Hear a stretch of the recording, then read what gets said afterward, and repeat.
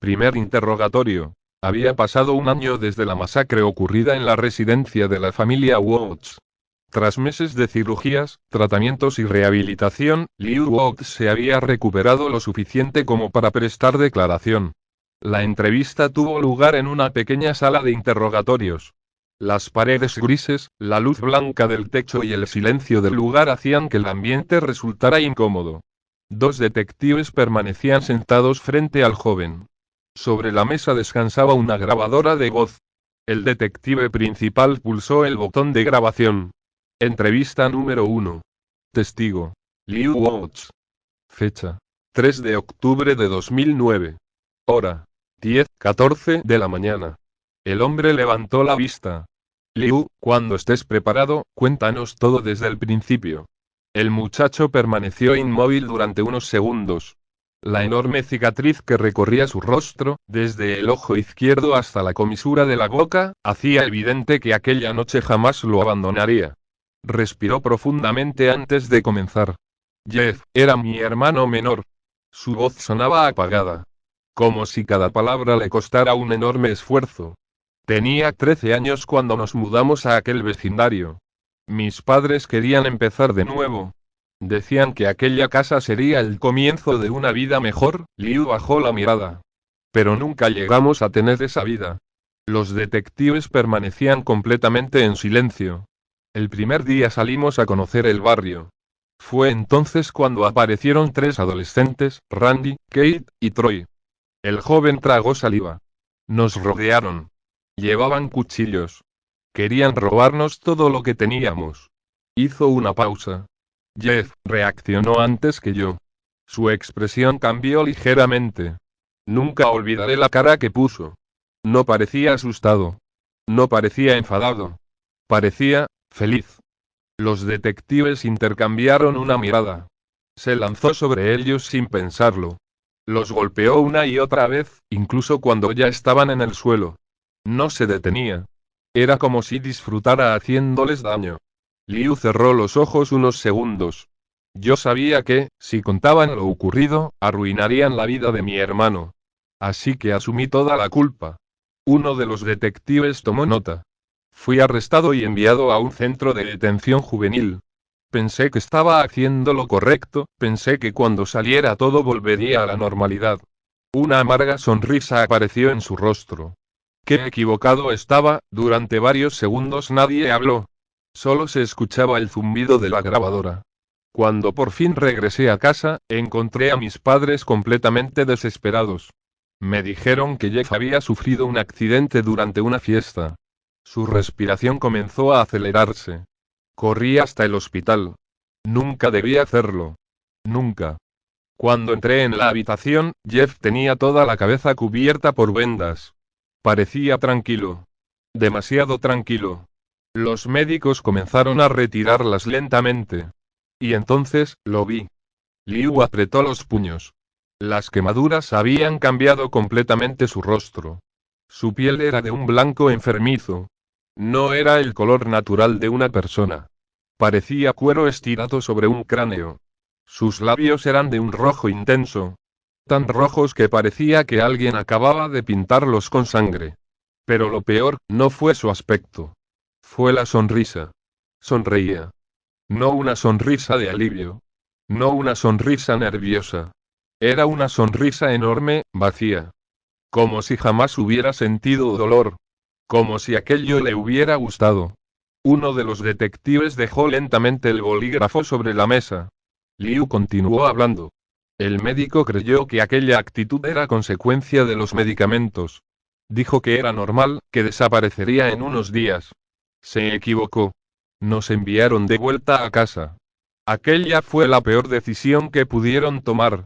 Liu respiró profundamente antes de continuar. Su voz temblaba. Aquella noche, escuché a mi madre gritar. No era un grito cualquiera.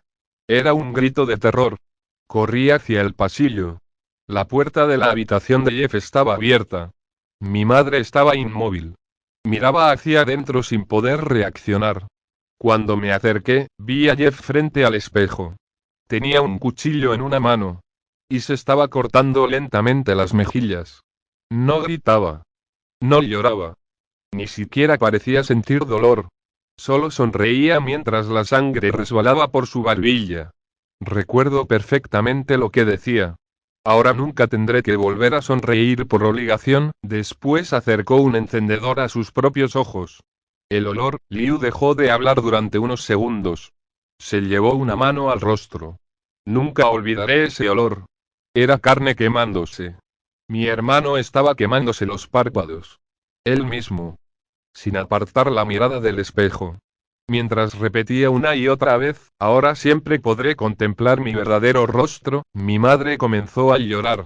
Salió corriendo para buscar a mi padre. Los escuché discutir.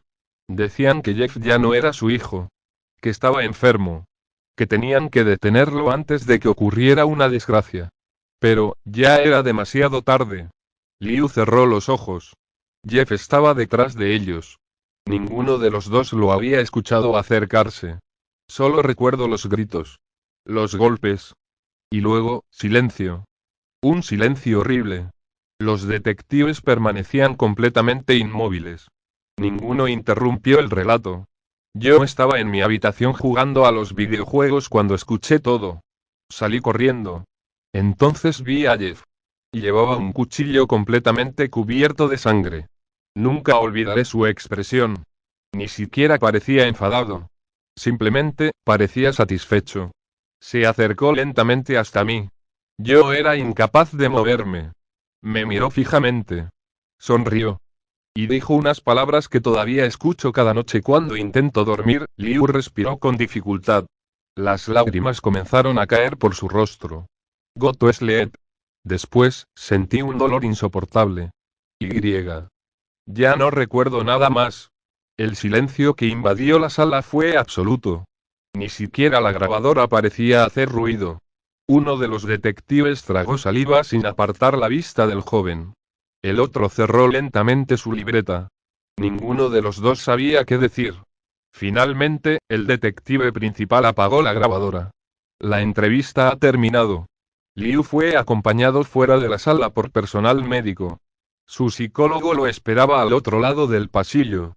Mientras tanto, la única otra superviviente de aquella noche también comenzaba a recuperar poco a poco su vida.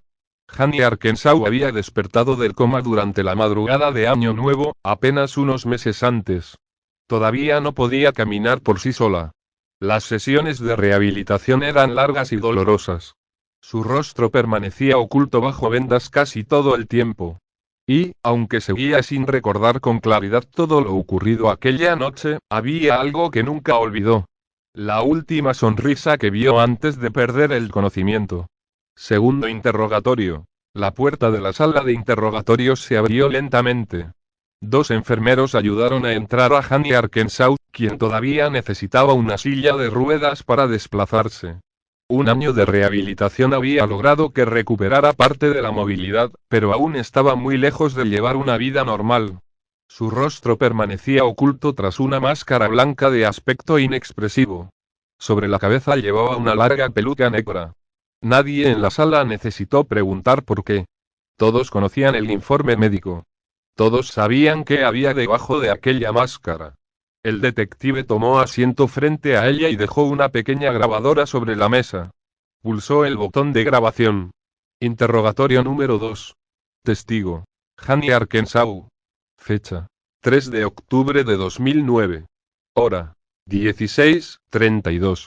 Durante varios minutos nadie dijo una sola palabra. Hanny permanecía inmóvil.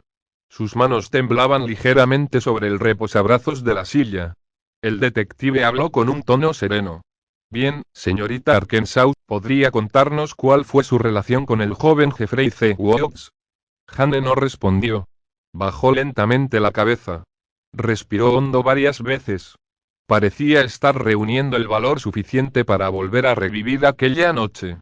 Finalmente, comenzó a hablar. Vivía con mis padres justo enfrente de la casa de los Woods. Nuestra vida era completamente normal. Era un vecindario tranquilo. Nunca pasaba nada. Hasta que ellos llegaron. Hizo una breve pausa. Recuerdo perfectamente el primer día que los vi. Jeff parecía un chico normal. Incluso algo tímido. Jamás imaginé en lo que terminaría convirtiéndose. Jane cerró los ojos. Ese mismo día vi cómo 3 chicos, Randy, Troy y Kate, intentaron asaltarlos. Llevaban cuchillos. Los amenazaban.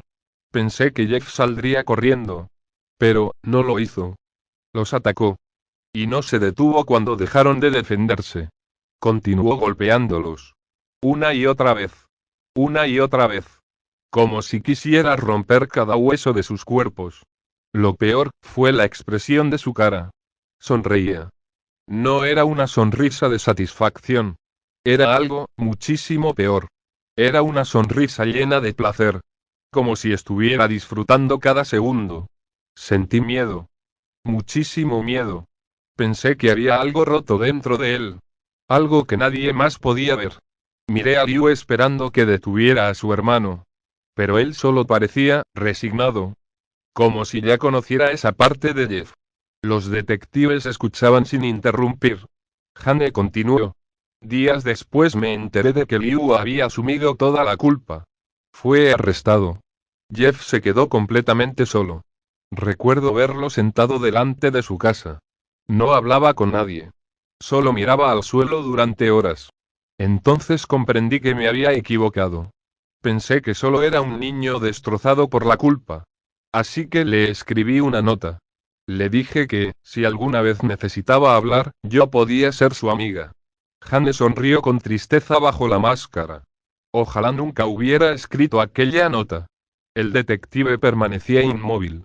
Pasó algún tiempo. Llegó el cumpleaños de Jeff. Esa noche escuché gritos desde mi ventana. Miré hacia la calle. Vi a Randy, a Kate, y a Troy. Habían vuelto. Querían vengarse. Todo ocurrió muy deprisa. Lo golpearon. Lo sujetaron. Después comenzaron a vaciar botellas sobre él. Alcohol. Lejía. Jeff gritaba. Intentaba levantarse. Pero seguían riéndose. Entonces, uno de ellos encendió un mechero. Jane hizo una larga pausa. Su respiración comenzó a acelerarse. Las llamas aparecieron de golpe. Nunca olvidaré aquel sonido. Los gritos. El olor. Vi cómo el fuego envolvía completamente su cuerpo. Corrí hasta el garaje. Cogí un extintor. No pensé. Solo corrí. Cuando llegué, conseguí apagar parte del fuego. Los padres de Jeff llegaron poco después. Lloraban mientras llamaban a la ambulancia. Pensé que todo había terminado. Me equivocaba. Los detectives no apartaban la vista de ella. Jane tragó saliva. Aquella misma noche, los padres de Jeff invitaron a mis padres y a mí a cenar para agradecerme haber intentado salvar a su hijo. Todo parecía tranquilo. Incluso demasiado tranquilo. Horas más tarde miré por la ventana de mi habitación. Vi llegar el coche. Jeff acababa de salir del hospital. Cuando levantó la cabeza, vi su cara. Jane comenzó a temblar. No parecía humano. Su piel era completamente blanca. Los labios eran demasiado rojos. Los ojos, nunca los olvidaré. Parecía que no podía cerrarlos. Y aquella sonrisa, aquella maldita sonrisa, sentí tanto miedo, que me desmayé. Cuando desperté, la casa estaba completamente en silencio. Llamé a mis padres. Nadie respondió. Pensé que seguían cenando con los Watts. Entonces miré hacia la casa de enfrente. Y lo vi. Jeff estaba de pie detrás de una ventana. No hacía nada. Solo me observaba. Sin apartar la mirada. Con una mano sostenía un cuchillo. Con la otra, golpeaba lentamente la hoja contra el cristal. Tac, tac, tac, cada golpe sonaba más fuerte que el anterior. No sé cuánto tiempo estuvo allí. Solo recuerdo que, no podía dejar de mirarlo. El detective frunció el ceño. Jane continuó. Quise enfrentarme a él. Pensé que quizá podía hacerlo entrar en razón. Crucé la calle. Me acerqué. Pero cuando estuve frente a él, vi su rostro otra vez. Y el miedo fue tan intenso, que perdí el conocimiento. Otra vez. Cuando desperté, estaba atada a una silla. Tenía una mordaza en la boca. No podía moverme. No podía gritar. Lo primero que vi fue el comedor de la casa de los Watts. Después, los cuerpos. Mis padres. Los padres de Jeff. Todos. Había sangre por todas partes. Nadie respiraba. Todos tenían la misma sonrisa abierta de lado a lado. Como si alguien hubiera querido obligarlos a sonreír para siempre. Intenté gritar. Solo podía llorar. Entonces escuché unos pasos detrás de mí. Jeff apareció lentamente. Se agachó hasta quedar frente a mi cara. Sonreía. Como si estuviera orgulloso de lo que había hecho. Se quedó observándome durante varios segundos. Después dijo con una voz completamente tranquila, ahora solo faltas tú. Jane bajó la cabeza. Sus manos comenzaron a temblar. Me dijo que iba a hacerme hermosa. Sacó el cuchillo. Y comenzó a cortar. Sentí como la hoja atravesaba mi piel. No podía moverme. No podía escapar. Solo escuchaba su respiración. Mientras reía. Cuando terminó, me quitó la mordaza. Pensé que iba a dejarme ir. Pero agarró una botella. Me vació encima un líquido. Después otra. Reconocí el olor. Alcohol. Lejía. Intenté suplicarle. Intenté decirle que parara. Él solo sonrió. Sacó un mechero. Y dijo, ahora sí serás perfecta. La llama cayó sobre mi ropa. Todo mi cuerpo empezó a arder. El dolor fue, Jane no pudo continuar. Comenzó a llorar desconsoladamente. El detective apagó la grabadora. En la sala nadie habló durante varios minutos. Solo se escuchaban los sollozos de la joven. Más tarde, el informe psicológico añadió un detalle que hasta entonces no se había hecho público. Jane nunca volvió a mostrar su rostro. La máscara blanca y la peluca negra que utilizaba cada día eran exactamente las que Jeffrey C. Watts le había enviado meses después de la masacre. No las llevaba porque quisiera recordar a Jeff. Las llevaba porque era incapaz de soportar su propio reflejo. Cada vez que intentaba mirarse en un espejo, lo único que veía, era el último regalo que él le había dejado. Al finalizar la declaración, Jane fue trasladada nuevamente al hospital para continuar con su rehabilitación física. Después sería llevada a una nueva sesión con el equipo de psicólogos. Aunque su cuerpo empezaba a recuperarse lentamente, su mente seguía atrapada en aquella noche. Y, cada vez que cerraba los ojos, seguía escuchando la misma voz. Ahora sí serás perfecta.